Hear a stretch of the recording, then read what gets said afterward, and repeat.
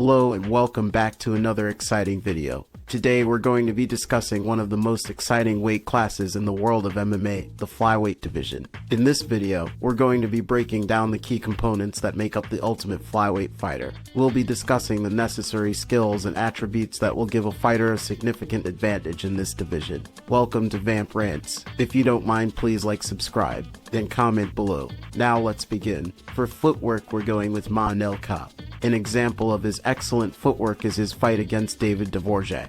From the opening bell, Kape's footwork was on full display as he deftly avoided Dvorak's takedown attempts. His footwork allowed him to maintain distance and control the pace of the fight, which proved crucial in his victory over Dvorak.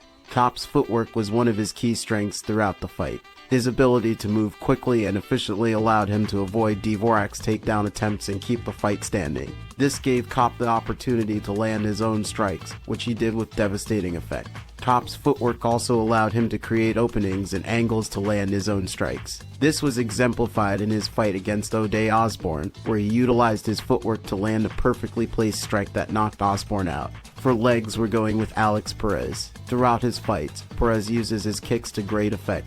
His diverse arsenal of kicks allowed him to keep Formiga at bay and limit his opponent's offense. He eventually won by knockout through leg strikes. Perez's kicking ability also helped him to control the distance of the fight, preventing Formiga from closing in and taking him down. Perez's official UFC profile page highlights his kicking ability as one of his strengths. The page notes that Perez has a diverse arsenal of kicks, which he uses to keep his opponents guessing and prevent them from getting too comfortable in the cage. Perez's ability to land strikes from a distance is also noted, further emphasizing the importance of his kicking ability. A closer look at Perez's striking game reveals just how effective his kicks are. According to UFC stats, 25% of Perez's strikes target his opponent's legs. This is a testament to his ability to land significant strikes with his kicks and control the pace of the fight. For core, we're going with Tim Elliott. Tim Elliott's wrestling ability is widely regarded as one of his strengths in the octagon. His ability to get takedowns and control his opponents on the ground has been a key factor in his success as an MMA fighter.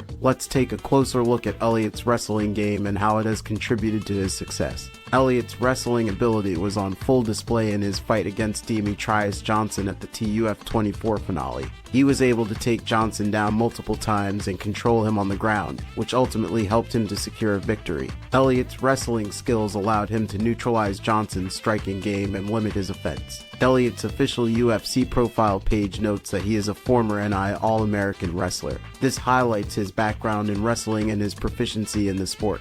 Elliott's wrestling skills have undoubtedly played a significant role in his success as an MMA fighter. According to UFC stats, Elliott leads flyweights with 52 takedowns landed and is third in takedown accuracy with 44.4%.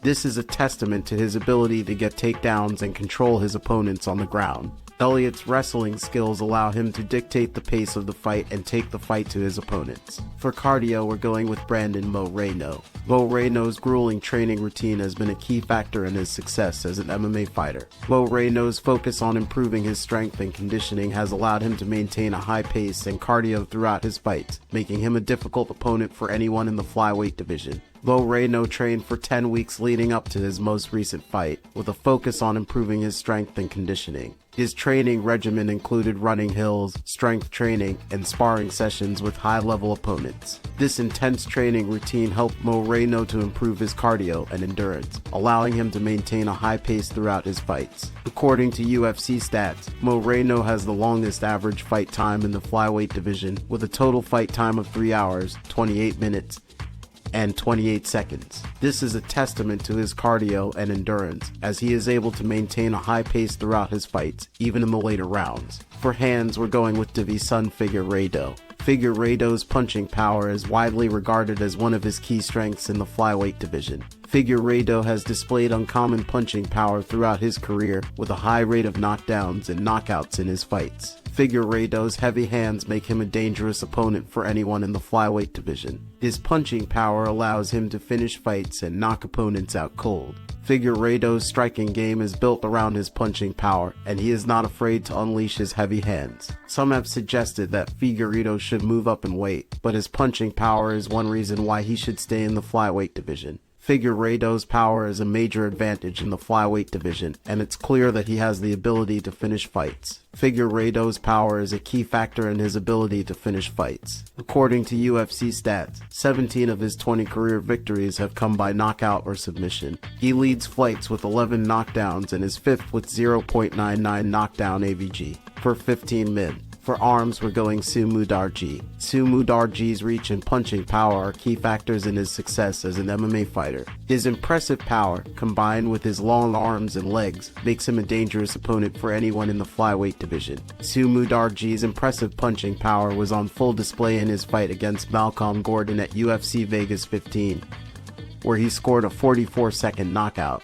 This knockout was the third fastest finish in the UFC flyweight division, highlighting Cejudo's devastating power. His ability to knock opponents out with a single punch makes him a dangerous opponent for anyone in the division. Cejudo's long arms and legs make it difficult for opponents to get inside and land strikes. His reach is listed as 72 inches, which is above average for the flyweight division. Cejudo's combination of reach and punching power makes him a dangerous opponent for anyone. For chin, we're going with Alexander Pantoja. Brandon Moreno recently spoke about his fight against Alexander Pantoja, where he landed a significant elbow strike to Pantoja's face. Moreno expressed his remorse for elbowing Pantoja, noting that Pantoja's toughness and durability were evident in the way he continued to fight after the strike.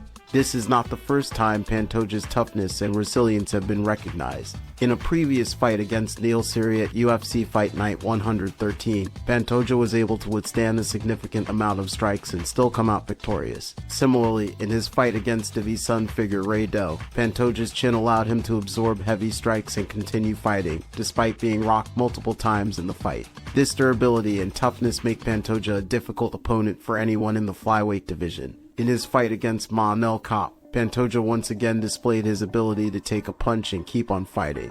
The article suggests that Pantoja's ability to absorb Kape's strikes was a key factor in his victory. For head movements and IQ, I'm going with Askar Askarov.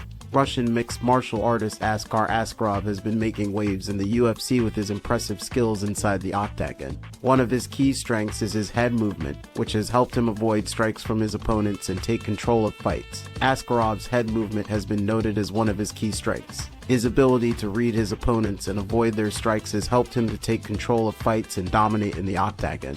This was particularly evident in his fight against Tim Elliott, where he was able to avoid Elliott's striking and take the fight to the ground. By moving his head and avoiding strikes, Askarov has been able to conserve his energy and stay focused on his game plan. This has helped him to outlast his opponents and wear them down over time. After his first professional loss, Askarov showed his mental toughness by rebounding with a clear mind and renewed focus. So there you have it, the blueprint for the ultimate flyweight fighter. With hard work, dedication, and focus, any fighter can achieve greatness in the flyweight division. Thank you for watching this video, and if you have any questions or comments, please leave them in the comment section below.